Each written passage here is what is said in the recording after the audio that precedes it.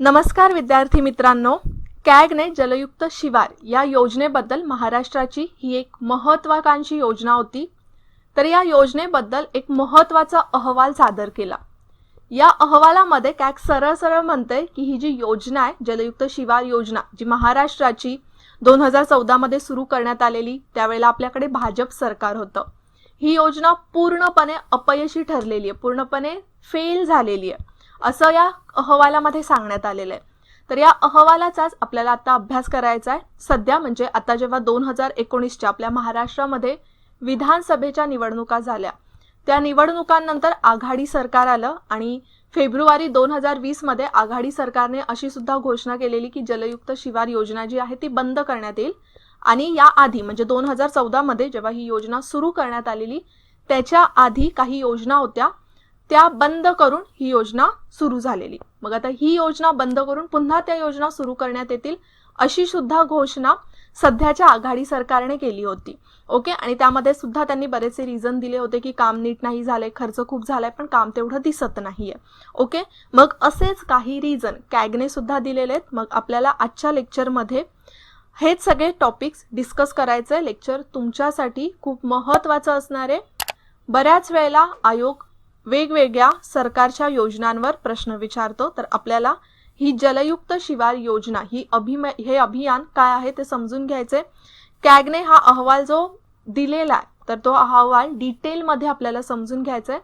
आणि महत्त्वाचं म्हणजे कॅग म्हणजेच काय, आपण म्हणतो त्याला भारताचे नियंत्रक आणि महालेखापरीक्षक किंवा controller and auditor general of India, जे आपल्या महत्त्वाचे गव्हर्नमेंटचे जे अकाउंट्स आहेत त्याचे ऑडिट करतात, तेच म्हणजे कॅग.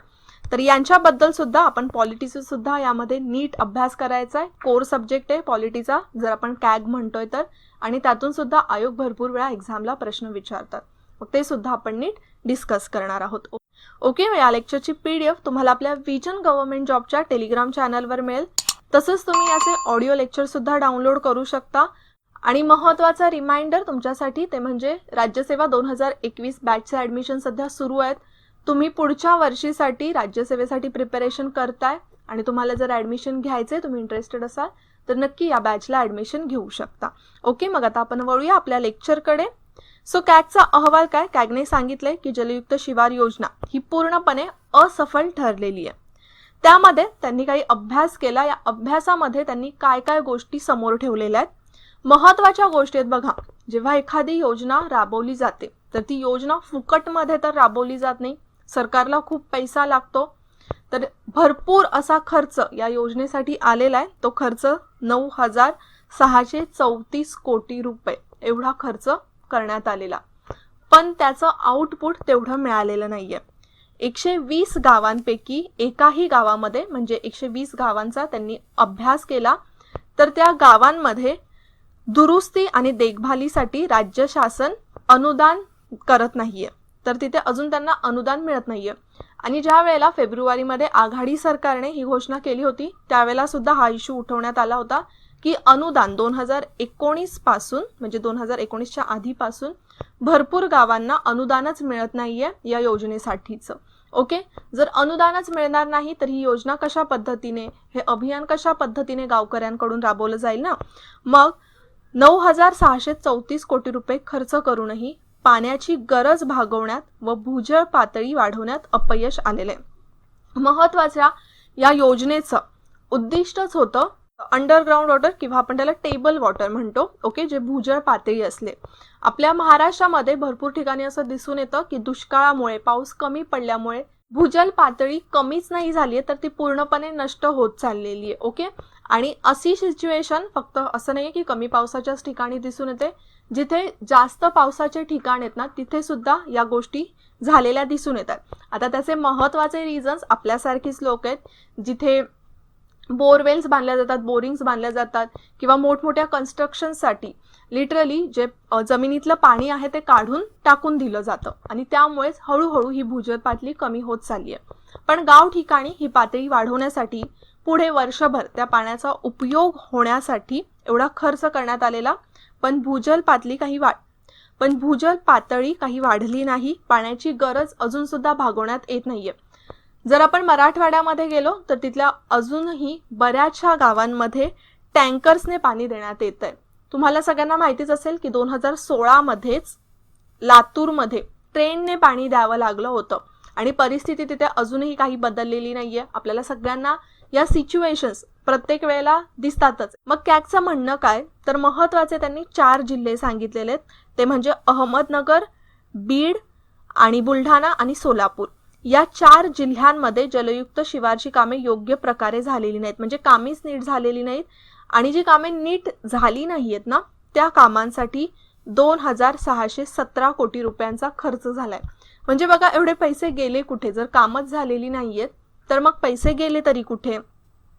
मग आता ही जलयुक्त शिवार योजना होती काय, एवढा खर्च 9,000 कोटी म्हणजे कमी पैसे नसतात, एवढा खर्च करण्यात आला. तर ही योजना तुम्हाला परीक्षेला विचारली जाऊ शकते, म्हणून आपण एकदा योजना काय आहे ती समजून घेऊया. ही योजना होती पाणी टंचाई मुक्त महाराष्ट्र 2019, म्हणजे 2019 पर्यंत महाराष्ट्राला पाणी टंचाई मुक्त करायचंय. या योजनेअंतर्गत जलयुक्त शिवार नावाचे एक अभियान महाराष्ट्र सरकारने 2014च्या डिसेंबरमध्ये सुरू केलं, म्हणजे 2014च्या एंडलाच सुरू करण्यात आलेलं.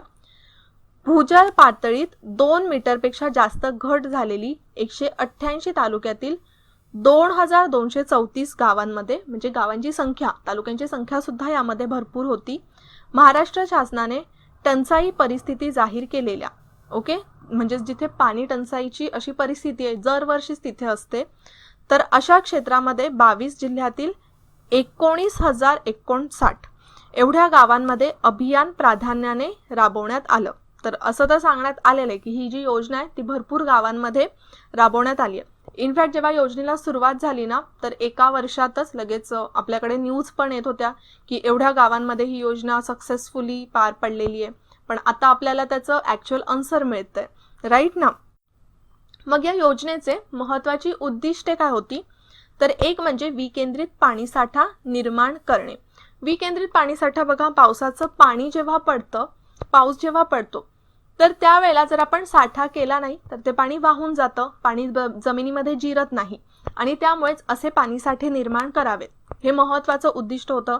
पावसाचे पाणी गावाच्या शिवारातच अडवणे, भूगर्भातील पाणी पातळीत वाढ करणे, भूजल अधिनियमाची अंमलबजावणी करणे, तसंच पाण्याच्या ताळेबंदाबाबत आणि कार्यक्षम वापराबाबत प्रभावी जनजागृती तसंच वृक्ष लागवडीस प्राधान्य देणे, तसंच जलस्रोतातील गाळ लोकसहभागातून काढून पाणीसाठा वाढवणे, पाणी साठवण क्षमता निर्माण करणारी नवीन कामे हाती घेणे आणि अस्तित्वात असलेले आणि निकामी झालेले बंधारे, म्हणजे बरेचसे असे पूर्वीचे सुद्धा बंधारे जे बांधून ठेवलेले आहेत पण ते काही कामाचे नाहीयेत, मग असे बंधारे, तलाव, पाझर तलाव, सिमेंट बंधारे, या सगळ्या जलस्रोतांची जी साठवण क्षमता आहे ती वाढवायची आहे. ओके, मग ह्या सगळ्या गोष्टी या योजनेमध्ये ठेवण्यात आलेल्या, पण त्याचा तेवढा काही उपयोग झाला नाही, तेवढा काही नाही. इनफॅक्ट कॅगने जो अहवाल सादर केलाय त्यांनी तर सरळ सांगितलेले की योजनाच पूर्णपणे अपयशी ठरलेली आहे. अजून त्याचप्रमाणे राज्याच्या सिंचन क्षेत्रात वाढ करून शेतीसाठी संरक्षित प्राणी राखून पाण्याच्या वापराच्या कार्यक्षमतेत वाढ करणे, म्हणजेच सिंचन क्षेत्रामध्ये सुद्धा वाढ करण्यात येईल जलयुक्त शिवार योजनेमध्ये, असं हे महत्त्वाचं उद्दिष्ट होतं. सगळ्यांना पुरेसं पाणी उपलब्ध करण्याची शाश्वती निर्माण करणे, म्हणजेच बघा या एकाच योजनेअंतर्गत भरपूर असे उद्दिष्ट महाराष्ट्र शासनाने त्यावेळेला ठेवलेले. पण ही उद्दिष्ट जी समोर ठेवण्यात आली ती पूर्ण झालेली आहेत का, नाही झालेली आहेत, कारण की कामच पूर्ण झालेले नाहीत.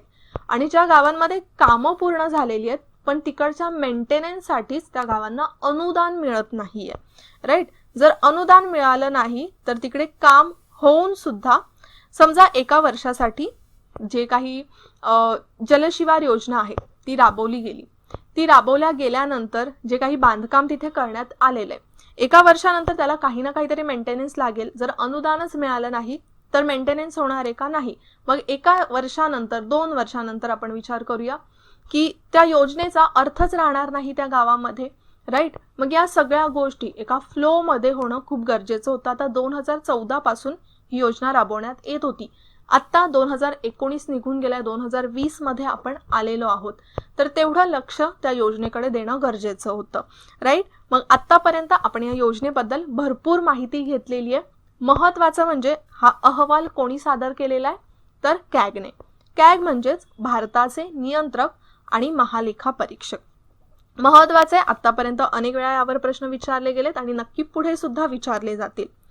तर भारताचे नियंत्रक आणि महालेखा परीक्षक यांची जी तरतूद आहे किंवा यांच्याबद्दलची तरतूद राज्यघटनेच्या कलम 148 अंतर्गत देण्यात आलेली आहे. म्हणजे 148 अंतर्गत भारताचे एक महालेखा परीक्षक असतील असं सांगितलेलं आहे. पण सगळं काही 148 मध्ये दिलेलं नाहीये, अजून बऱ्याचशा गोष्टी आहेत महालेखा परीक्षकांबद्दल. जसं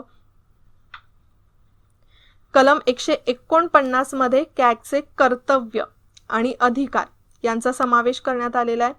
तसंच 150 मध्ये जे केंद्र आणि राज्य आहेत ना, त्यांचे लेखे, त्यांच्या लेख्यांचं स्वरूप कसं असणार आहे, त्यांचं प्रारूप कसं असणार आहे, हे सगळं देण्यात आलेलं आहे. आणि कलम 151 मध्ये लेखापरीक्षण अहवाल याच्याबद्दल तरतूद देण्यात आलेली आहे. तर हे जे प्रत्येक कलम आहे ते तुम्ही लक्षात ठेवू शकता. पण महत्त्वाचा कलम कोणता आहे याच्यात, तर 148, ज्यामध्ये त्यांची नेमणूक करण्यात यावी असं देण्यात आलेलं आहे. मग भारताचे नियंत्रक आणि महालेखा परीक्षक यांचे अधिकार, कर्तव्य आणि सेवा शर्ती यासाठी एक कायदा आहे, तो म्हणजे 1971चा. तर यामध्ये सगळं सांगण्यात आलेलं आहे की त्यांचे काय अधिकार असणार आहेत, त्यांचे काय कर्तव्य असणार आहेत. त्याचप्रमाणे महत्त्वाचं म्हणजे यांची नेमणूक कोणाकडून केली जाते. तर जेव्हा तुम्ही राष्ट्रपतींच्या अधिकारांचा अभ्यास करत असाल तर सगळे जे महत्त्वाचे पदं आहेत आपल्याकडे, जसं सरन्यायाधीश आहेत, त्याचप्रमाणे उच्च न्यायालयाचे मुख्य न्यायाधीश आहेत, या सगळ्यांची नेमणूक कोणाकडून केली जाते, राष्ट्रपतींकडून. या नेमणुका तुम्हाला लक्षात ठेवणं खूपच गरजेचं आहे. मग त्याचप्रमाणे कॅग यांची सुद्धा नेमणूक केली जाते राष्ट्रपतींमार्फत. त्यांचा कार्यकाळ 6 वर्षांचा असतो किंवा 65 वर्ष, म्हणजे त्यांच्या वयाची 65 वर्ष. ओके, 65 वर्षांपर्यंत ते एका पदावर राहणार नाहीयेत. 6 वर्ष किंवा 65 वर्ष. ओके, म्हणजे जे या दोघांपैकी आधी कंप्लीट होईल ते ठरवलं जाणार. जर समजा एखादे कॅग आहेत ज्यांची नेमणूक करण्यात आलेली आहे कॅग म्हणून, आणि त्यांचं जर 65 वर्ष पूर्ण झालं, त्यांचं पूर्ण 6 वर्ष कंप्लीट होण्याआधी त्यांची वयाची 65 वर्ष जर पूर्ण झाली आणि त्यावेळेला त्यांनी फक्त 4च वर्ष काम केलं असेल, तरी सुद्धा त्यांचा कार्यकाळ फक्त हा 4 वर्षांचाच राहणार आहे. तो पूर्ण 6 वर्षांचा होऊ शकणार नाही, कारण की त्या आधीच त्यांच्या वयाची 65 वर्ष ही कंप्लीट झालेली असणार आहेत. ओके, आणि त्याचप्रमाणे यांना पदावरून दूर करण्यासाठी काही तरतूद आहे का, तर आहे. खूप महत्त्वाची तरतूद आहे. आता कॅग हे जे पद आहे ना आपल्या भारतामध्ये, ते असंच फक्त ऑडिटिंग करायचंय म्हणून असं पद नाहीये. त्याला खूप महत्त्वाचं तुम्ही म्हणू शकता एक स्थान मिळालेलं आहे आपल्या राज्यघटनेनुसारच. त्यांना बडतर्फ कसं करता येऊ शकतं, तर सर्वोच्च न्यायालयाच्या न्यायाधीशास बडतर्फ करण्यासाठी भारतीय घटनेत जी पद्धत वापरली जाते त्याच पद्धतीने त्यांना पदावरून दूर करता येतं. आता सर्वोच्च न्यायालयाच्या न्यायाधीशांना कशा पद्धतीने पदावरून दूर करता येतं, तर त्यासाठी राष्ट्रपतींना तशी नोटीस काढावी लागते. पण राष्ट्रपती तशी नोटीस कधी काढतात, ज्यावेळेला संसदेमध्ये 2/3 बहुमताने, किती तर 2/3 बहुमताने ज्यावेळेला त्यांच्या विरोधात म्हणजेच कॅगच्या विरोधात असा ठराव पास होईल की त्यांना पदावरून दूर करण्यात यावं, त्यावेळेलाच राष्ट्रपती अशी नोटीस काढू शकतात. ओके, आणि महत्त्वाचं हे खूप महत्त्वाचं आहे, कारण की महत्त्वाचं स्थान राज्यघटनेने कॅगना दिलेलं आहे. जसं डॉक्टर बाबासाहेब आंबेडकर सुद्धा या पदाबद्दल म्हणाले होते, महालेखा परीक्षक हे सर्वोच्च न्यायालय, निवडणूक आयोग आणि संघ लोकसेवा आयोग यांच्या बरोबरीने भारतातील लोकशाही शासन संस्थेचे एक प्रमुख आहेत. म्हणजेच बघा, हे स्टेटमेंट कोणी केलेलं आहे, तर डॉक्टर बाबासाहेब आंबेडकर.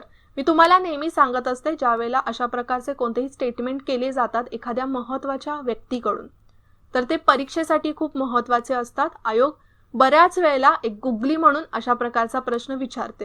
म्हणजे तिथे काय सांगितलेलं आहे, डॉक्टर बाबासाहेब आंबेडकर काय म्हणतात, त्यांच्या मते महालेखा परीक्षक हे भारताच्या घटनेच्या नियंत्रणाखालील सर्वात महत्त्वाचे अधिकारी आहेत. ओके, आणि त्यामुळेच त्यांना पदावरून दूर करण्यासाठीची जी प्रोसिजर आहे ती सुद्धा कशी ठेवलेली आहे, जसं सर्वोच्च न्यायालयाच्या न्यायाधीशांबाबत असते.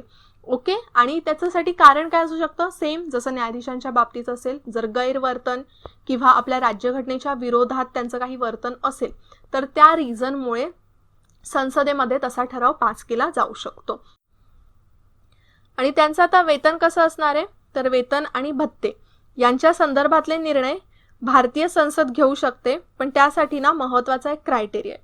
एकतर त्यांचे जे सॅलरी किंवा जे वेतन असतील ते सर्वोच्च न्यायालयाच्या न्यायाधीशांप्रमाणेच असणार आहेत, पण कुठेही वेतनामध्ये किंवा त्यांना मिळणाऱ्या सोयी सुविधांमध्ये त्यांच्यासाठी अहितकारक ठरतील अशा कोणत्याच प्रकारचं डिसिजन संसदेला घेता येत नाही. म्हणजेच हे जे मिळाले ना ते एक प्रकारे संरक्षण मिळालेलं आहे राज्यघटनेकडून कॅगना. जसं आपण म्हणतो ना सर्वोच्च न्यायालय यांचं स्वतःचं एक स्वतंत्र अस्तित्व असावं, त्यासाठी वेगवेगळं स्वातंत्र्य हे सर्वोच्च न्यायालयात देण्यात आलेलं आहे. त्याचप्रमाणे कॅगच्या बाबतीत सुद्धा तेच आहे. जसं राष्ट्रपती त्यांची निवड करतात, नेमणूक करतात, पण राष्ट्रपती स्वतः त्यांना पदावरून दूर करू शकतात का, तर नाही करू शकत. त्यासाठी आधी संसदेने बहुमताने त्यांच्या विरोधात बडतर्फीचा ठराव पास केला पाहिजे. ओके. आणि तसंच महत्त्वाचं, जसं ज्याप्रमाणे सर्वोच्च न्यायालयाचे सरन्यायाधीश एकदा सर्वोच्च न्यायालयाचं मध्ये काम केल्यानंतर ते दुसरीकडे कोणतं पद धारण करू शकत नाही, तर त्याचप्रमाणे त्यांचा पदावधी संपल्यानंतर ते भारत सरकार किंवा राज्य सरकार यांच्या नियंत्रणाखाली कोणत्याच प्रकारचं पद धारण करू शकत नाहीत. ओके. आता हे का, कारण की मग इथे कुठेतरी बायस्ड निर्णय त्यांच्याकडून घेतले जातील.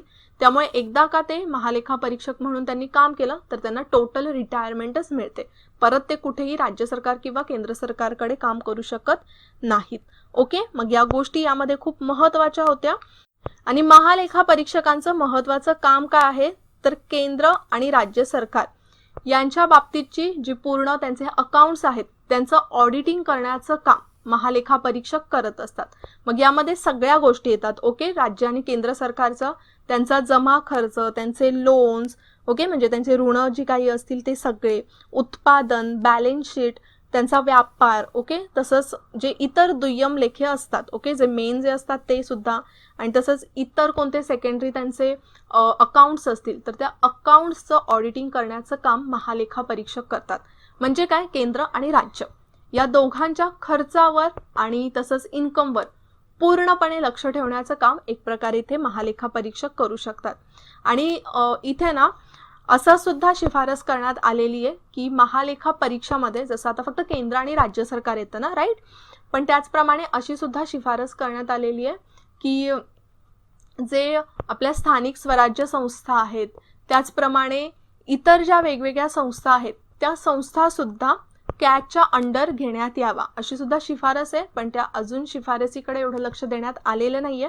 पण हा आपल्याला पुढे दिसू शकतं की जे स्थानिक स्वराज्य संस्था आहेत त्यांच्या सुद्धा लेख्यांचं काम कॅगकडून करण्यात येईल. ओके, ते आता फ्युचरमध्ये होऊ शकतं. सध्याचं आपण जर एक फॅक्च्युअल इन्फॉर्मेशन बघितली तर सध्या जे आपले 14वे भारताचे नियंत्रक आणि महालेखा परीक्षक आहेत ते म्हणजे गिरीशचंद्र मुर्मू. आणि भारताचे पहिले महालेखा परीक्षक कोण होते हे परीक्षेला नक्कीच विचारलं जाऊ शकतं.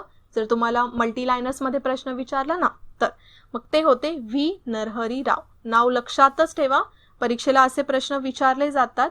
आणि ना एक गोष्ट अजून लक्षात ठेवायची आहे, पूर्वी जे लेखाविषयक जे काम होते म्हणजे अकाउंट्सचं जे काम होतं ना ते सुद्धा महालेखा परीक्षक करायचे. पण जसं आपण सुरुवातीला बघितलं ना 1971च्या कायद्यामध्ये त्यांचे कर्तव्य आणि अधिकार देण्यात आले. मग त्यावेळेला महालेखा परीक्षकांकडून म्हणजे त्यामध्ये सुधारणा करण्यात आली आणि त्यांची जी अकाउंट्स रिलेटेड कामे जी होती ना ती पूर्णपणे काढून टाकण्यात आली आणि सध्या त्यांच्याकडे फक्त ऑडिटिंगचं काम आहे. पण ऑडिटिंगचं काम सुद्धा खूप महत्त्वाचं मोठं काम आहे. कारण की बघा आता जी आपण योजना बघितली ना तर त्या योजनेचा सर्वात मोठा तुम्ही म्हणू शकता एक बॅकलॉगच राहिला की ही योजना काम जे केलं, जे झालं किंवा नाही झालं, जे काही असेल त्याचं कोणत्या तिसऱ्या पार्टीकडून ऑडिटच करण्यात आलं नाही. तर हा एक आपण म्हणू शकतो डाग राहिला त्या योजनेवरचा. ऑडिटच केलं नाही आणि ऑडिट न केल्यामुळे जे रियालिटी आहे योजनेची ती समोरच आली नाही. म्हणजेच या योजनेमध्ये राज्य सरकारला पूर्णपणे अपयश आलेलं आहे. त्यांच्या ज्या रिस्पॉन्सिबिलिटीज आहेत टुवर्ड्स योजना त्या त्यांनी नीट सांभाळल्याच नाहीत. ओके, आणि म्हणूनच कॅग बघा इतकं महत्त्वाचं आहे. आत्तापर्यंत आपल्याला काय समजत होतं की जलयुक्त शिवार योजना ही खूप यशस्वी योजना आहे. भरपूर वेळा जोपर्यंत ही योजना सुरू होती न्यूजला सुद्धा आपण बघायचो की एवढ्या गावांमध्ये यशस्वीरित्या पूर्ण झालेली आहे. या ज्या योजना असतात ना, आता ज्या वेळेला कॅगचा अहवाल अशा कोणत्या मोठ्या योजनेबाबत येतो, आता महत्त्वाचं म्हणजे ही योजना महाराष्ट्रातली होती आणि त्यामुळेच आपल्याला याचा अभ्यास करणं गरजेचं होतं. मग जेव्हा असे हे अहवाल येतात तर त्यांच्यावर थोडंसं लक्ष ठेवत जा. परीक्षेला भरपूर वेळा आयोग त्यावर प्रश्न विचारून जातं कधी कधी. ओके, मग आत्ता लेक्चरमध्ये आपण इथेच थांबूया. पुन्हा भेटूया नेक्स्ट लेक्चरला. तोपर्यंत जय हिंद, जय महाराष्ट्र आणि थँक्यू.